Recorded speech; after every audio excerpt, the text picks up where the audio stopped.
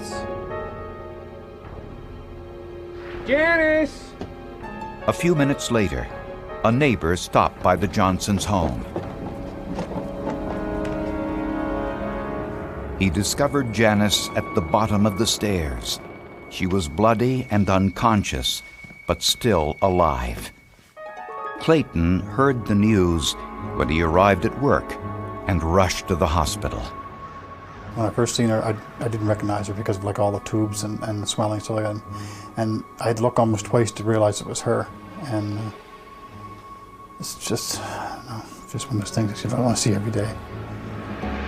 Janice had sustained severe head injuries from what was assumed to be an accidental fall down the basement steps. Despite the best of medical treatment, Janice died of her head wounds several hours later. She was just 35 years old. I think it was the first time I ever seen my father cry. My first reaction was that it wasn't real. Like, you want to believe it didn't happen. That's one of the hardest things I've ever done in my life, is to tell the two girls that their mother passed away. The small community of Shelburne rallied around Clayton Johnson and his two daughters as they paid their last respects to a loving wife and mother.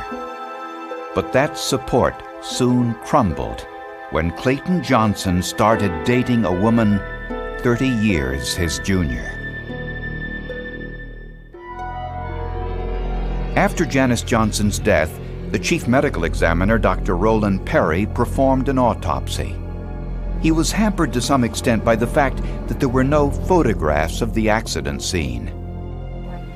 In a misguided effort to be helpful, two family friends had washed the blood from the basement before photographs could be taken. This is a police video shot later as the women described the blood stains. They said there was a small blood stain on the floor at the bottom of the steps and a blood stain with bloody hair on the concrete wall next to the third step. This recreation shows the position of Janice Johnson's body when paramedics arrived. Her head was on the floor. Her leg was above her head on the step. In her left hand, she was holding her car keys. Although Dr. Perry found Janice Johnson's wounds to be unusual, he ruled the death a freak accident, concluding that she had fallen forward down the steps to her death. He suspected that her skull had become wedged in a 5.5-inch space between the wooden steps.